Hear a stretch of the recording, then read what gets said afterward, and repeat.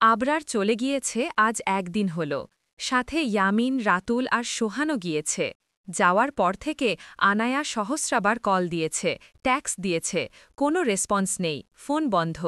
মানুষটা যাওয়ার পর থেকে কোনো খোঁজ খবর নেই, একদম নিরুদ্দেশ হয়ে গিয়েছে। আনায়া কাল রাতে হাজারখানা কল দিয়ে ক্লান্ত হয়ে বিছানায় শুয়ে পড়ে, দুই চোখের পাতা এক করতে পারেনি মানুষটার চিন্তায়। যখন সম্পর্কে কথা না জানত তখন না ছিল কোনো মায়া, না ছিল হারানোর ভয়, না ছিল কাছে পাওয়ার আকাঙ্ক্ষা। মানুষটার সাথে কি সম্পর্ক সেটা জানার পর থেকে হারানোর ভয়টা বেশি বাসা বাঁধে মনে। সে ছাড়া এই জগৎকুলে কেউ নেই। আবরার ব্যতীত আনায়া নিঃস্ব, কেউ নেই তার। তাকে হারানোর ভয়টা মনের মধ্যে বাসা বেঁধেছে। সেই চিন্তায় রাতে ঘুমোতে পারেনি, চোখ দুইটা ফুলে রয়েছে। আমরা যাকে গভীরভাবে ভালোবাসি তাদের হারানোর ভয়টাও ভয়াবহ হয়। সকাল সকাল আনায়া আড়মোড়া ভেঙে শুয়া থেকে উঠে বিছানা থেকে হাতড়ে ফোনটা নিয়ে আরেক দফা কল দেয়। ফোন বন্ধ, হোয়াটসঅ্যাপে 2 দিন আগে লাইনে ছিল। কয়েকবার কল দিয়ে ফোনখানা ছুঁড়ে মারে বিছানায়। ওয়াশরুম থেকে অজু করে নামাজে বসে। নামাজ শেষে করে ট্যাক্স দেয়, কোনো রেসপন্স নেই। রাগে অভিমানে ক্ষণে ক্ষণে নাক ফুঁসছে।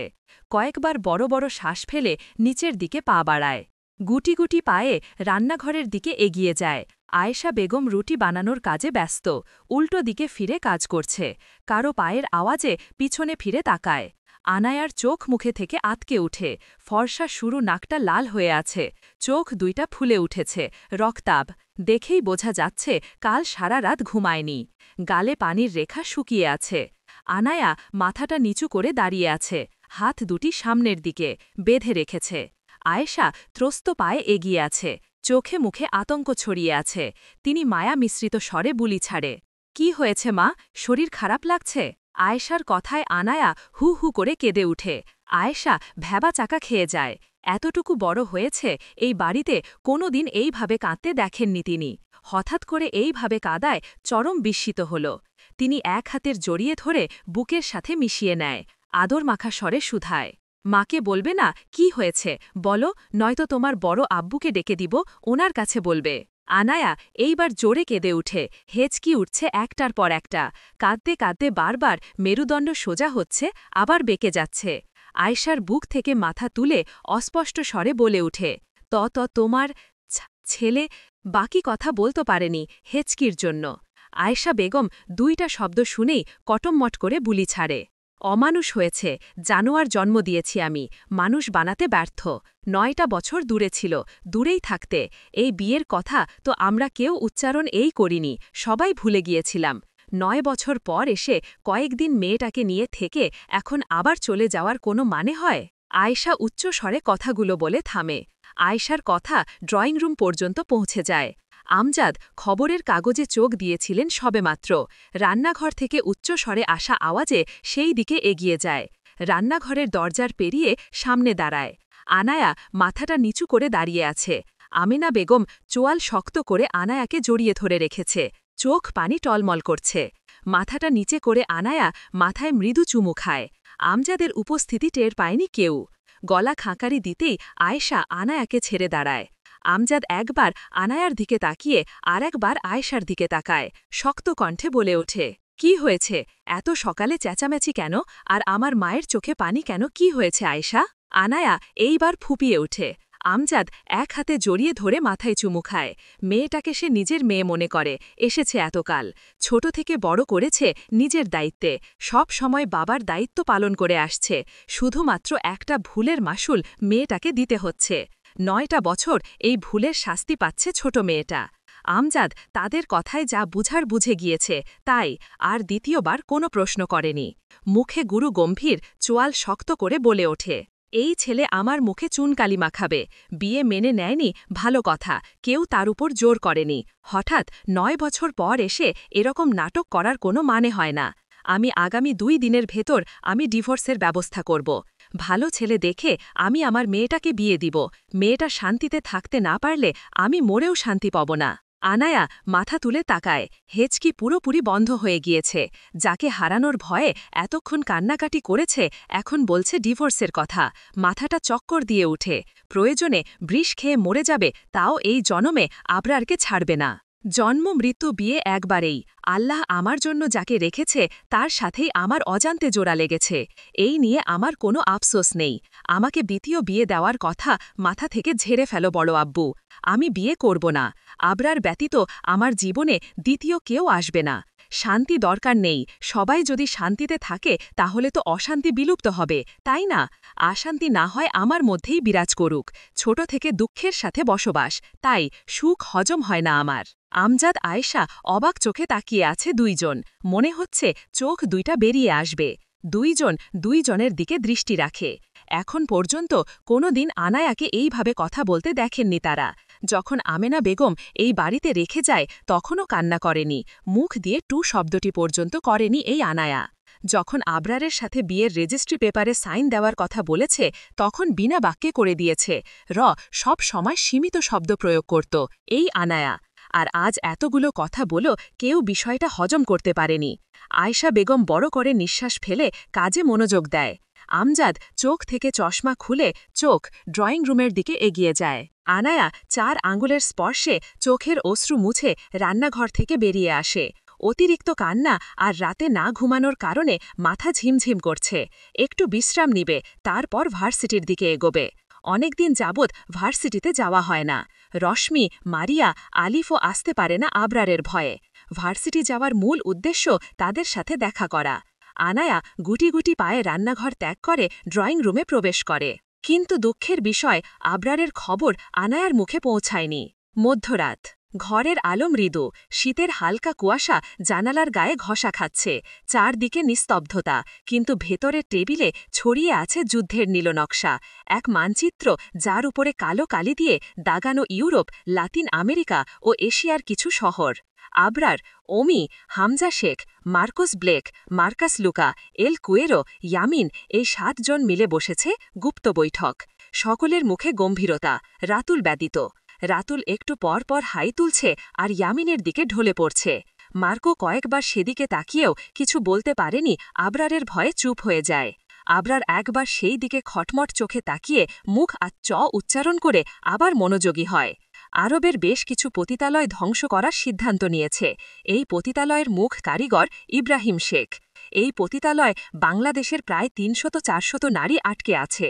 কেউ নিজ সিদ্ধান্তে বা কারো উপরে জুলুম নির্যাতন করে আটকে রেখেছে। মূলত তাদেরকে বাঁচানো নিয়েই চলছে বৈঠক। আরবের সরকার এই পতিতালয়ের সাথে সংযুক্ত না থাকলে কাজটা সহজ হতো। ইব্রাহিম শেখের অবস্থান জানতে চেষ্টা করছে তারা। বৈঠক শেষে করে আবরার সকলের প্রবেশ করে গুপ্ত কক্ষে। এক পাশে বিশাল আকারে একটা বাঘ, আর এক পাশে বড় বড় 3টা কক্ষ।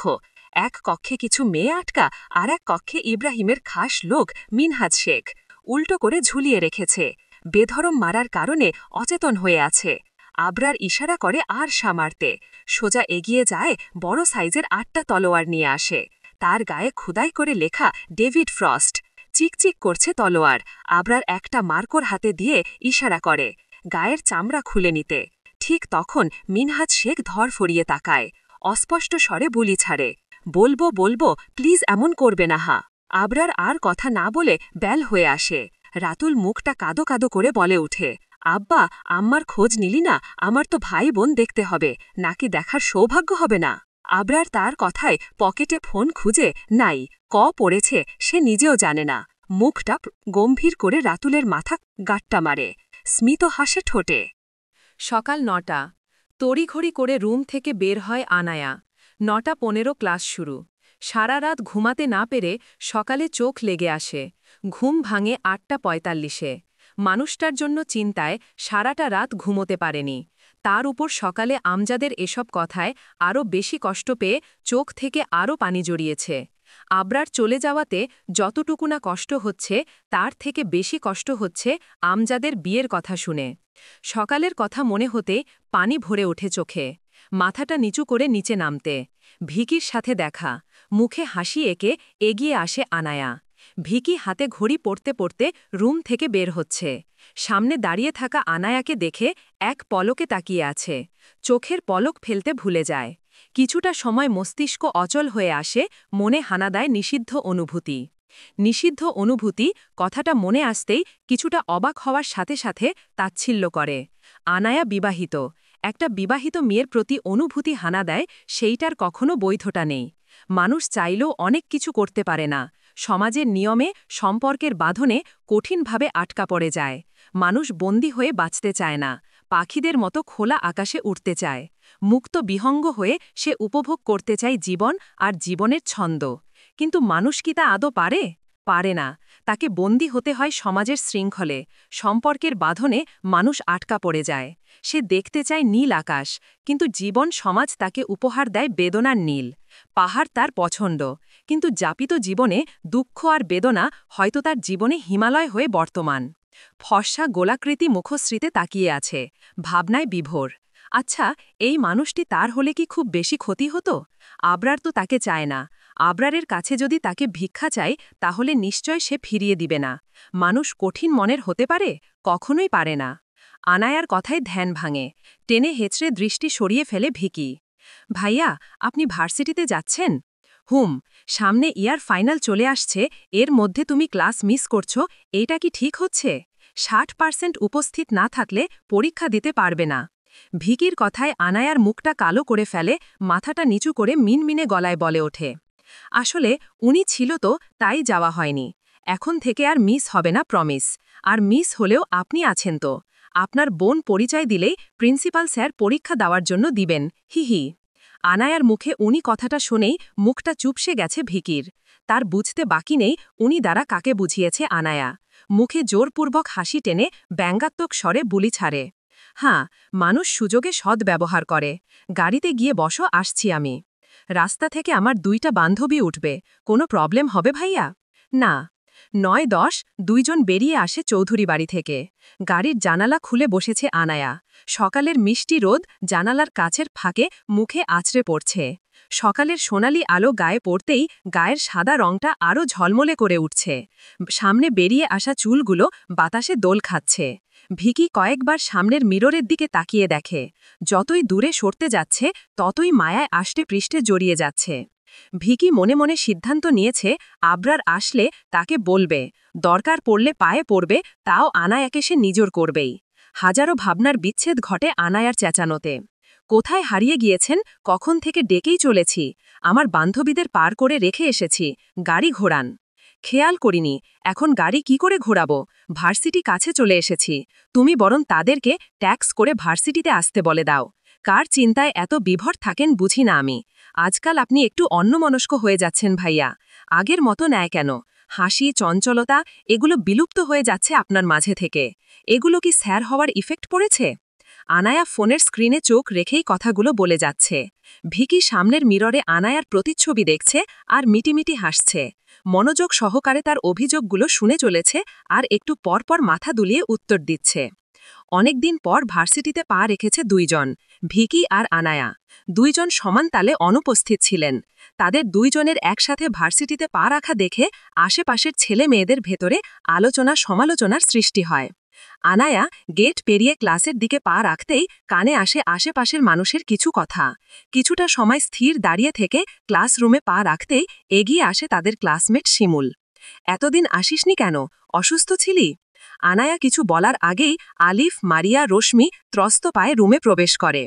নিজের কাজ কর, আনায়ার কি হয়েছে সেইটা আমরা দেখব। হ্যাঁ, আসছে আলগা পিরিতি দেখাতে। মারিয়ার কথায় শিমুল কিছু না বলে চলে যায়। 4 জন একসাথে বসেছে। যদিও ছেলেদের আলাদা বসার নিয়ম, তারপরও তারা সবাই একসাথে বসে। তারা 6 জন একটা টিম।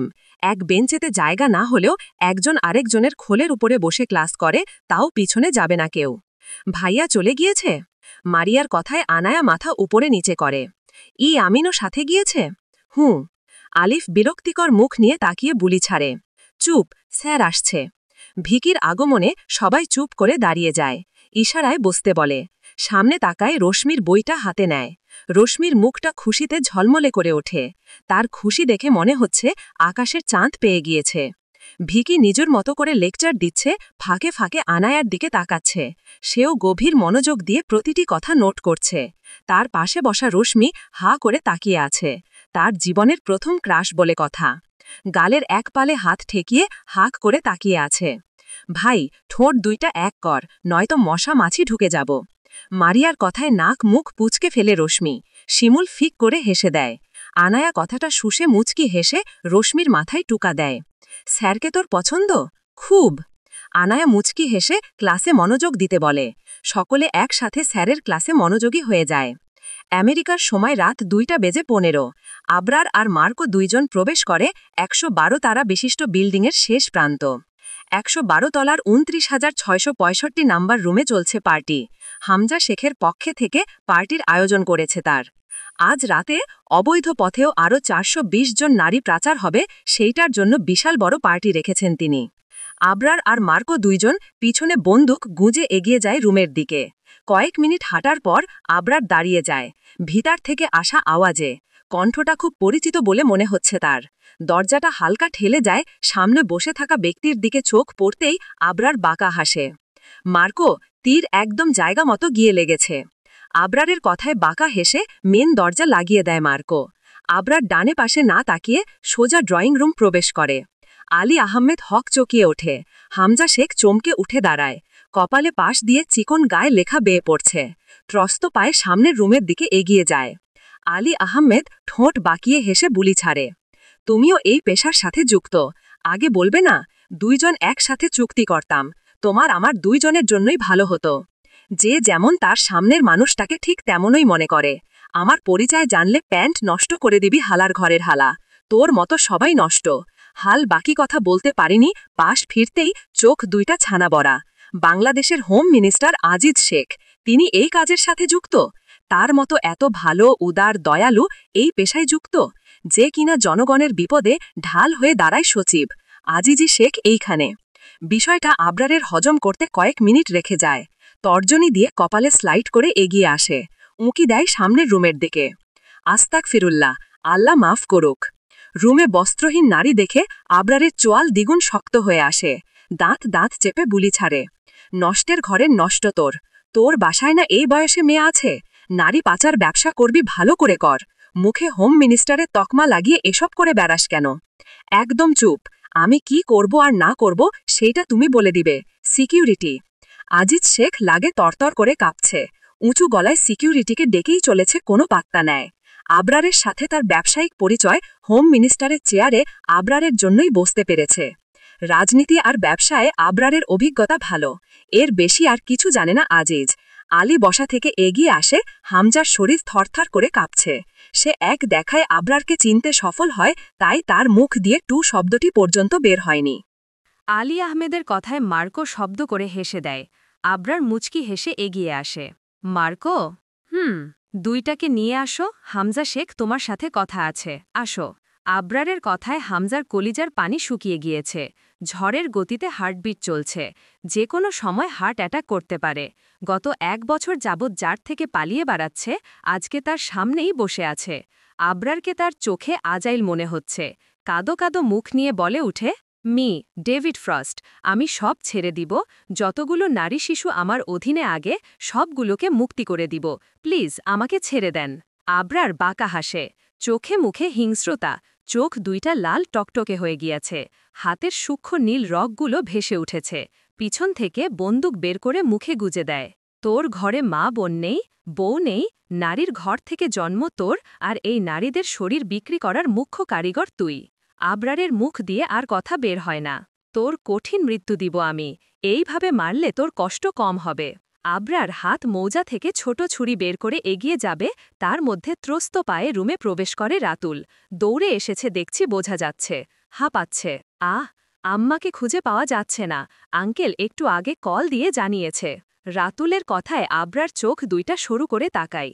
হাতে বন্দুকটা মাথার পাশে ঘষে বড় বড় দুইটা নিঃশ্বাস ফেলে বুলি ছাড়ে। আমি দেখছি, তুই এটাকে নিয়ে আমার বাসায় বেঁধে রাখবি। আবরার হন্য হয়ে বের হয়। গত 2 দিন যাবৎ আনায়ের উপর কোনো নজর রাখেনি। নজরে রাখার জন্য অবশ্য মানুষ রেখে এসেছে, তাই এতটা চিন্তা করছে না। তার নজর থেকে তার বউকে কিডন্যাপ করবে এমন কেউ আছে নাকি, বাজ পাখির মতো নজরে রেখেছে। সে নিশ্চিত তার বাবা কোনো ফোন দিয়েছে। একটা মাত্র বউটাকে ছিনিয়ে নেওয়ার জন্য উঠে পড়ে লেগেছে। আমাকে এতিম বানিয়ে আরেক জায়গায় বিয়ে দিতে চাচ্ছে। আগের বার তো নিজের বউটাকে এনে দিয়েছি, এইবার আর দিব না, যদি তুমি কিছু করে থাকো। এমনি এদেশ ওদেশ ঘুরে বউয়ের কাছে যেতে পারি না, তার ওপর এসব উটকো ঝামেলা। আবরার বিড়বিড়ি করতে করতে বাসায় পৌঁছায়। কোনো দিকে না তাকিয়ে সোজা ল্যাপটপ নিয়ে বসে, সম্পূর্ণ মনোযোগ ল্যাপটপে। গত দুদিনের সকল কিছু পর্যবেক্ষণ করে, সকল ভিডিও রেকর্ড দেখে মুখের কোণে হাসি জ্বলে ওঠে। ঘন চাপ দাড়ির ভিতর গোলাপি অধর দুইটা ফাঁকা করে সাদা দাঁতগুলো বের করে হেসে ওঠে। সোফা থেকে উঠে ড্রয়ার থেকে ফোনখানা হাতে নিয়ে কল দেয়। পর কয়েকবার রিং হয়ে কেটে যায়। আবরার বিরক্ত না হয়ে কয়েকবার কল দেয়, কোনো রেসপন্স নেয়। আবরার আনায়াকে দেখছে আর কল দিচ্ছে। আনায়া ফোন হাতে নিয়ে বসে আছে, কিন্তু কল ধরছে না। নিজে ইচ্ছাকৃতভাবে কল ধরছে না।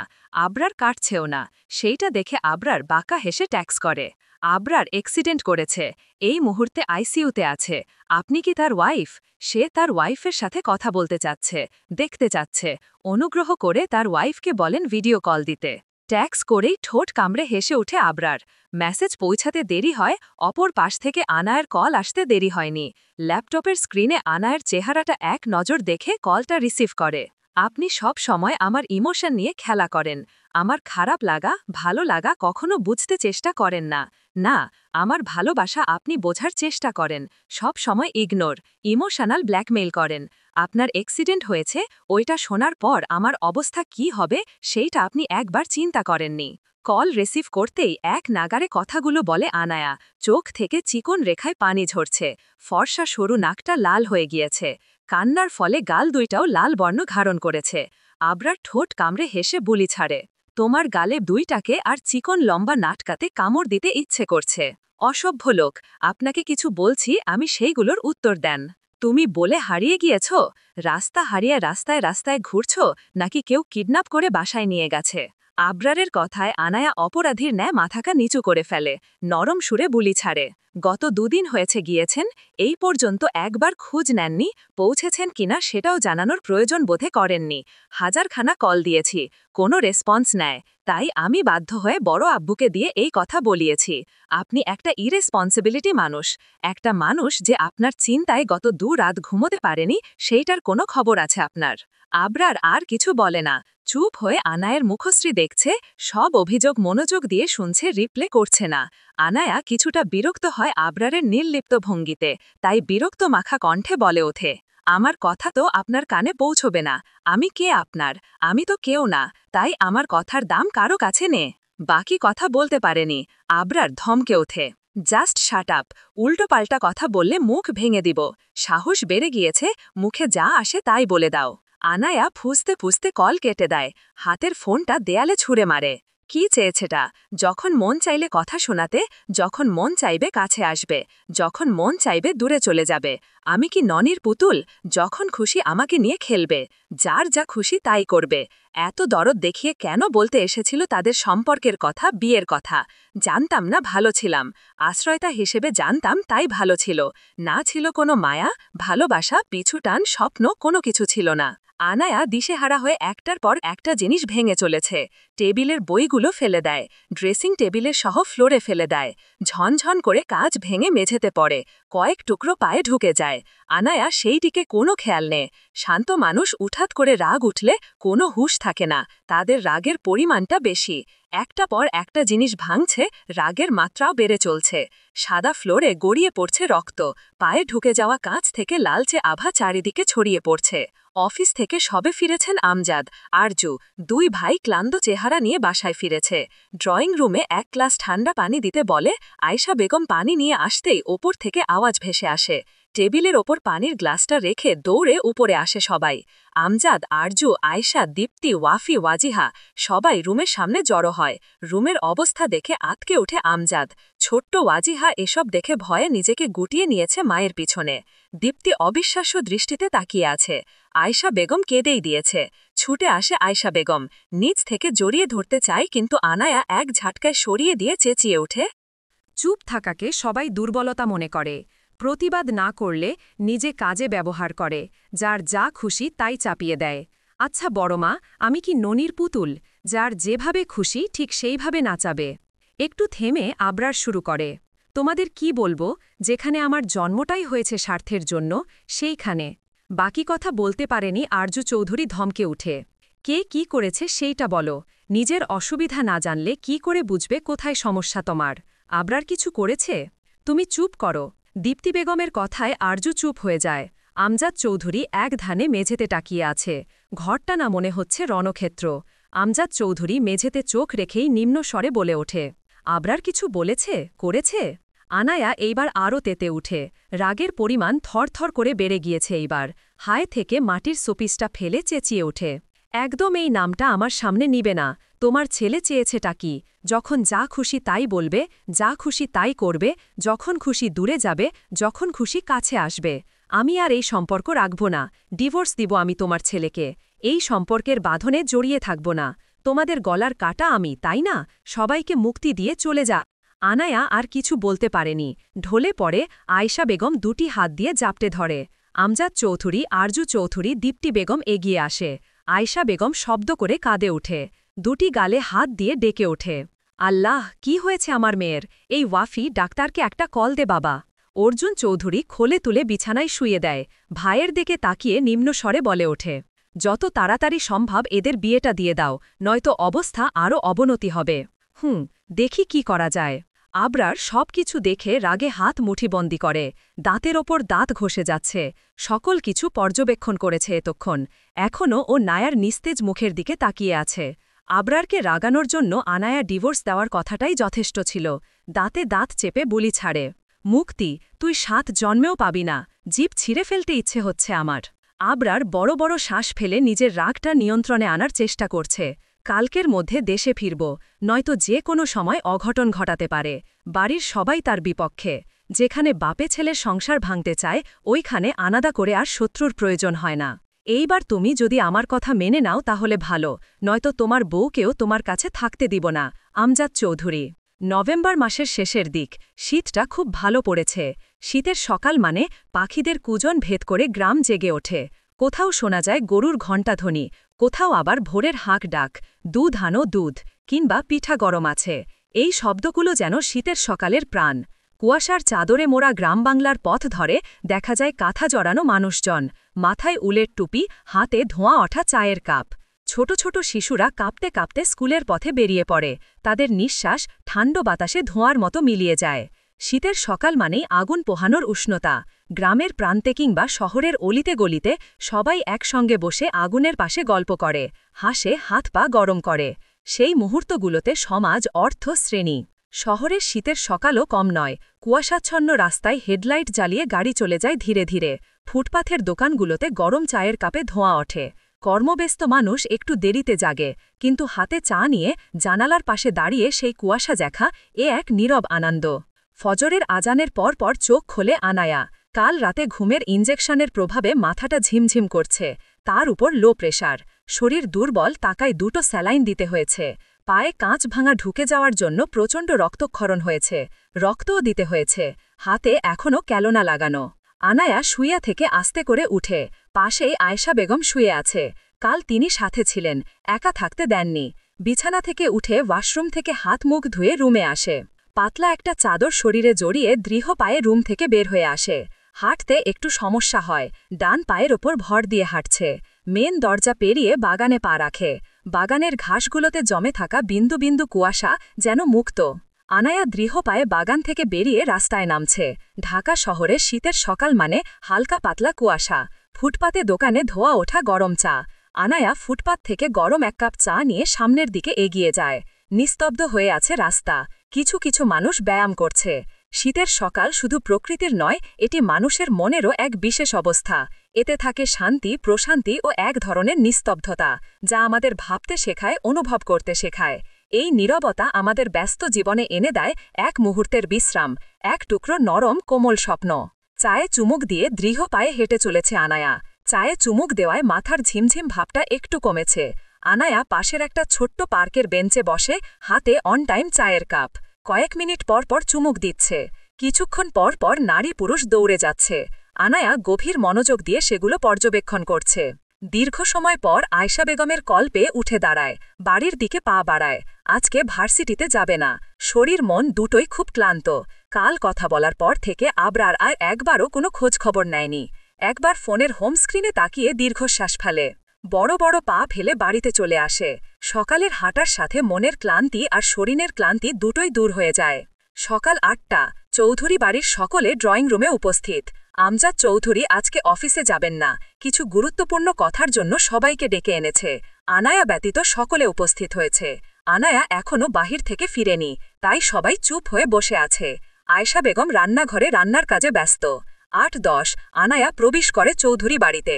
সকলকে একসাথে দেখে চোখ দুইটা সরু করে ফেলে। এই বাড়িতে দরকার ছাড়া কখনো সবাই একসাথে হয় না। যখন খুব বেশি প্রয়োজন হয় বা কোনো কিছুর সিদ্ধান্ত নেওয়া হয়, ঠিক তখন সবাই একসাথে হয়। আমজাদ চৌধুরী ইশারায় আনায়াকে বসতে বলে। আনায় গুটি গুটি পায়ে সোফায় জড়সড়ো হয়ে বসে। আমজাদ সবার দিকে এক পলক তাকিয়ে আনায়ার দিকে তাকায়। কিছু সময় নীরব থেকে প্রশ্ন ছুড়ে দেয়, শরীর কেমন এখন? ভালো। আবার পিন পতন নীরবতা সম্পূর্ণ রুম জুড়ে। আয়েশা বেগম রান্নাঘর থেকে বেরিয়ে আসে। আমজাদ চৌধুরী মাথার পাশে দাঁড়ায়। আমজাদ চৌধুরী সহধর্মীর দিকে এক পলক তাকিয়ে গম্ভীর কণ্ঠে বলি ছাড়ে, সকলের মতামত অনুযায়ী আগামী শুক্রবারে তোমার আর আবরারের বিয়ে ঠিক করেছি। তুমি কি বলো? আনায়া হচকচিয়ে উঠে। এরকম একটা কথা সে আশা করেনি। মনের ভেতরের রাগটা জড়ো হয়ে গেছে, অভিমানের পাল্লাও ভারী হচ্ছে। আনায়া ক্রোধ মিশ্রিত স্বরে বুলি ছাড়ে, তোমার ছেলেকে জানিয়ে বিয়ে ঠিক করেছ? না, জানাবো আজকে, কালকের ভেতরে চলে আসতে বলবো। আনায়া তাচ্ছিল্যের আশি দিয়ে বলে উঠে, তোমার কি মনে হয় তোমার ছেলে তোমার কথা শুনবে? শোনো বড় আব্বু, আমি সকলের গলার কাটা, শুধু কাটায় না, মন কাটা। তোমার ছেলের গলার মন কাটা আমি, যা গলায় এফোড়ো ওফোর হয়ে আছে, না পারছে গিলতে আর না পারছে বের করতে। আর এর জন্য দায়ী আমার মা। আনায়ার কথায় সবাই নড়েচড়ে বসে। দীপ্তি কিছুটা অবাক হয় এহেম কথায়। আয়েশার চোখের পানি চিকচিক করছে, যে কোনো সময় বেয়ে পড়বে। আরজু চৌধুরী মুখ খোলে কিছু বলতে যাবে, তার আগেই আনায়া বলে উঠে, আমার কারো প্রতি কোনো অভিযোগ নেই। আমার কপালে যা ছিল তাই হয়েছে। বড় আব্বু, তোমাদের প্রতি আমি চিরকৃতজ্ঞ। তোমরা না থাকলে হয়তো আমাকে শেয়ার কুকুর খুবলে খুবলে খেত। তোমার ছেলের প্রতিও আমি কৃতজ্ঞ, একদিনের জন্য হলেও আমাকে স্ত্রীর মর্যাদা দিয়েছে। কারো প্রতি আমি কোনো অভিযোগ নেই। আমার জীবনের কোনো সিদ্ধান্ত আমি নিজে নিয়ে পারিনি, সবগুলো আমার ওপর চাপিয়ে দেওয়া হয়েছে। কিন্তু এখনের বিয়ের সিদ্ধান্তটা আমার ওপর চাপিয়ে দিও না। ঠিক আছে, তুমি যা বলবে তাই হবে। তুমি কি চাও? আনায়া নিজের মনকে শক্ত করে, অনুভূতিগুলোর সাউন্ড অফ করে বুলি ছাড়ে, আমি ডিভোর্স চাই। দীপ্তি বেগম আকাশ থেকে পড়েছে। আয়েশা বেগমের চোখ বেয়ে পানি গড়িয়ে পড়ছে। এ তো সাত গড়ে ছেলের বউ বানিয়েছে, তাদের বিচ্ছেদ যেন কোনো মতেই মেনে নিতে পারছে না। ভিকি স্মিত হাসে, লীনা বেগম ঠোঁট বাঁকিয়ে হাসে। আমজাদ চৌধুরী কোনো প্রতিক্রিয়া নেই। অর্জুন চৌধুরী নিম্ন গলায় বুলি ছাড়ে, এ তো বড় সিদ্ধান্ত নেওয়ার আগে ভেবে দেখো। ডিভোর্স কোনো ছেলে খেলা নয়, ভালো করে ভেবে জানাও আমাদের। আমি ভেবেই বলছি ছোট আব্বু। আমজাদ চৌধুরী গম্ভীর কণ্ঠে বুলি ছাড়ে, তোমার সিদ্ধান্তকে আমি সম্মান করি। তোমার লাইফ তোমার সিদ্ধান্ত, তুমি যা চাইবে তাই হবে। আমি উকিলের সাথে কথা বলবো। আনায়া অনুভূতি শূন্য হয়ে তাকিয়ে আছে। আয়েশা বেগম কান্না মিশ্রিত স্বরে বুলি ছাড়ে, ও ছোট্ট মানুষ, ভুলভাল সিদ্ধান্ত নিবে, আপনি বুঝতার হয়ে এরকম করছেন? আমজাদ চৌধুরী ধমকে ওঠেন, তুমি চুপ থাকো। তোমার অস্কারের জন্য এ তো খারাপ হয়েছে, অমানুষ একটা। এর মধ্যে মনুষ্যত্ব বলতে কিছু আছে? মানুষের প্রতি দয়া মায়াও নেই। আমি তো অনেক আগেই এর সম্পর্ক শেষ করে বিয়ে দিতে চেয়েছিলাম, তোমাদের জন্য কিছু করতে পেরেছি। আমজাদ চৌধুরীর কথা শুনে আনায়া ওপরে চলে আসে। দীপ্তি বেগম সেই দিকে তাকিয়ে আছে, তার চোখে ভয়, না জানি কখন ভূমিকম্প শুরু হয়ে যায়। আয়েশা বেগম স্বামীর কথায় রান্নাঘরের দিকে পা রাখে। আমজাদ চৌধুরী নিজের রুমে চলে আসে। বিশাল বড় বেডরুমে শুয়ে আছে আবরার, কোমর পর্যন্ত পাতলা কম্বল জড়ানো, শরীর উদাম, ফর্সা পিঠে ভেসে আছে ছোট ছোট কাটা দাগ। পাশের ছোট টেবিল থেকে আসা ঘড়ির শব্দ পিটপিট করে তাকায়। হাতরে ঘড়িখানা হাতে নিয়ে সাউন্ড অফ করে। আড়মোড়া ভেঙে মাথা তুলে মোবাইলখানা চোখের সামনে ধরে। চৌধুরী বাড়ির সকল কীর্তি দেখছে। সকাল সকাল এরকম কিছু শুনতে হবে তা আশা করেনি আবরার। রাগে বাদামি চোখ জোড়া লাল রন্ন ধারণ করেছে। হাতের ফোন ছুঁড়ে মারে ফ্লোরে। দাঁতে দাঁত চেপে ধরে, খটমট আওয়াজ ভেসে আসে মুখ থেকে, আমি আসলে তোর অবস্থা যে কি করব তুই ভাবতেও পারবি না। সাউথ ভর্তি রাগ আমি মিটিয়ে দিব। বড় বড় শ্বাস ফেলে উঠে বসে, দুই হাত দিয়ে মাথা চেপে ধরে। কাল সারা রাত আনায়াকে দেখে ঘুমোতে পারেনি, তাই মাথা খেনখেন আওয়াজ করছে। কাল কয়েকবার বড় বড় শ্বাস ফেলে দাঁত দাঁত চেপে ধরে। তোর মতো কে সম্মান করি, তোর সম্মানের মায়েরে বাপ। বাপ হয়েছিলে দুঃখ বুঝে না, তাহলে আমি কেন দুঃখ বুঝব? এই রাতুল। জোরে রাতুলকে ডেকে উঠে। ইয়ামিন আর রাতুল একসাথে উপস্থিত হয়। কি কাজ আব্বা? আমার বাপের বড় বউকে কিডন্যাপ করবি, যেন কেউ না পায়। ইয়ামিন আর রাতুল দুইজন দুইজনের দিকে তাকিয়ে আছে, তারা বুঝতে ব্যর্থ। রাতুল বেশ আগ্রহ নিয়ে প্রশ্ন করে বসে। বড় বউ মানে আমার দাদার বউ কয়টা আব্বা? আপাতত একটা, কিন্তু খুব শীঘ্রই দুইটা হবে। কথা কম, রাত 12টার ভেতর বাংলাদেশ যেন থাকি। শালার জীবন, একটা বিয়ে করতে পারলাম না, ওই দিক দিয়ে আমার দাদা দুইটা কর ফেলেছে। রাতুল নাচাতে নাচাতে বাহির হয়ে আসে। ইয়ামিন এখনও ঘোরের মধ্যে আছে। আবরারের ধমক খেয়ে বের হয়ে আসে। এখন দেখাবো কত ধানে কত চাউল। গভীর রাত, একটা অদ্ভুত সময়, যেন পৃথিবী নিঃশব্দ হয়ে যায়, অথচ এই নিঃশব্দের ভেতর লুকিয়ে থাকে হাজারো শব্দ। ঘড়ির কাঁটা তখন একটা ছুঁই ছুঁই, সব আলো নিভে আসে, কেবল জানালার বাইরে অল্প চাঁদের আলো ঘরে ঠোকে।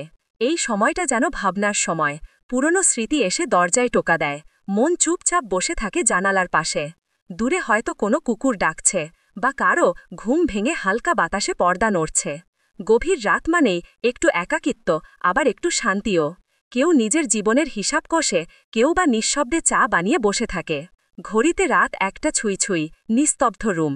ড্রিম লাইটের কৃত্রিম আলোয় সারা রুম নীলচে রঙের হয়ে আছে। বিছানার এক পাশে গুটিসুটি মেরে শুয়ে আছে আনায়া। চোখের কোণ বেয়ে পানি গড়িয়ে পড়ছে। মাথা তীব্র ব্যথা করছে। সন্ধ্যায় টাফনিল খেয়েও ব্যথা সারেনি। জিম ধরে শুয়ে আছে। মাথা থেকে বেশি যন্ত্রণা করছে বুক। বুকের বাম পাশে চেপে ধরে রেখেছে, হয় দাঁতের ওপর দাঁত চেপে সহ্য করতে পারছে না। উঠে ওষুধ খাবেন সেই শক্তিটুকু শরীরে নেই। নিস্তেজ হয়ে বিছানায় পড়ে আছে। সকালে আমজাদের সাথে কথা বলার পর থেকে শরীরের অবস্থা আরও খারাপ। মাথা ব্যথা, পায়ে ব্যথা। দুইটা সহ্য করা গেলেও বুকের ব্যথা কোনোভাবেই সহ্য করতে পারছে না। তার সাথে শ্বাস ফেলতে কষ্ট হচ্ছে। আনায়া দৃঢ়ে দৃঢ়ে শুয়া থেকে উঠে টেবিলের সামনে যেতেই মাথা চক্কর দিয়ে উঠে। চোখ দুইটা বন্ধ করে ফেলে। চোখ বন্ধ করে অনুভব করে কেউ তাকে ধরে রেখেছে। পিট পিট করে তাকায়।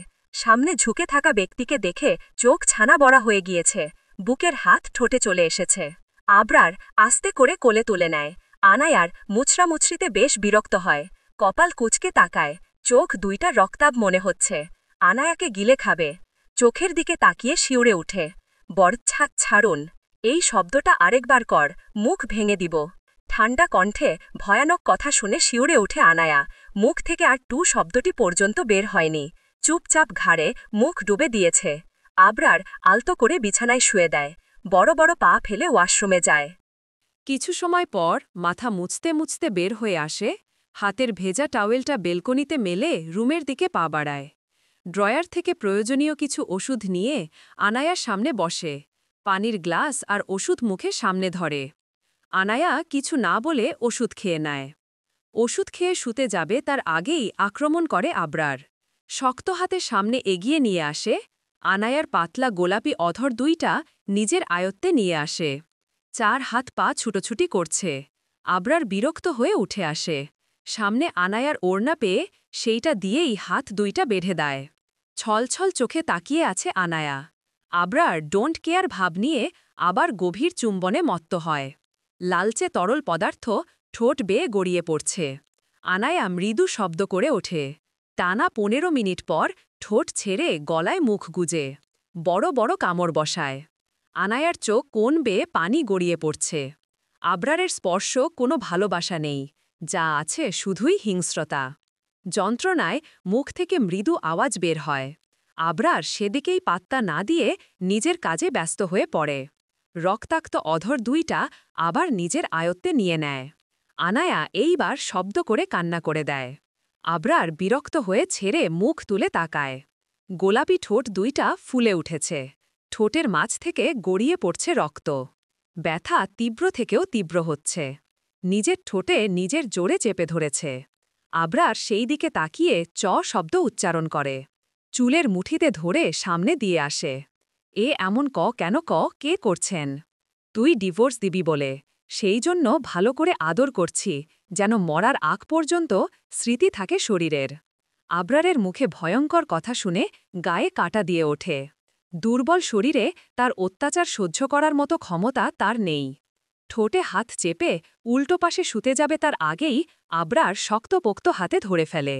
ধাক্কা দিয়ে বিছানায় ফেলে দিয়ে গায়ের জামা এক টানে ছিঁড়ে ফেলে। আনায়া মৃদু আর্তনাদ করে ওঠে। তার রাগের বশে কথা বলা যে আবরার এত রিয়্যাক্ট করবে তা ভাবতে পারেনি আনায়া। যদি জানত এমন কিছু হবে তাহলে কখনো বলতো না। প্লিজ ছেড়ে দেন, আপনার এসব সহ্য করার ক্ষমতা আমার। বাকি কথা বলতে পারেনি তার আগেই আবরার হিংস্রের মতো ঝাঁপিয়ে পড়ে। সারা গায়ে দাঁতের কারুকার্য ফুটে ওঠে। আনায়া হাজারো আর্তনাদ করছে তা আবরার কর্ণপাত করেনি।